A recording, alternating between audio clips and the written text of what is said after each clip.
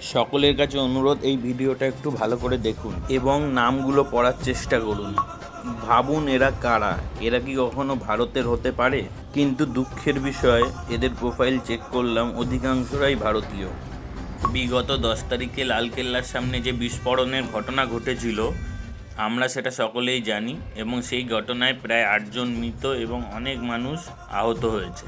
সেই ঘটনা নিয়ে ইন্ডিয়ান আর্মির একটি পেজ থেকে ভিডিও প্রকাশ করা হয়েছিল। ওই ভিডিওতে ভারতের ভিতরে থাকা কিছু মির্জাফরের বাচ্চা আনন্দ প্রকাশ করে হাহা রিয়াক্ট দিয়েছে। এবার বলুন এরা কারা? এরা কি কখনো ভারতের হতে পারে?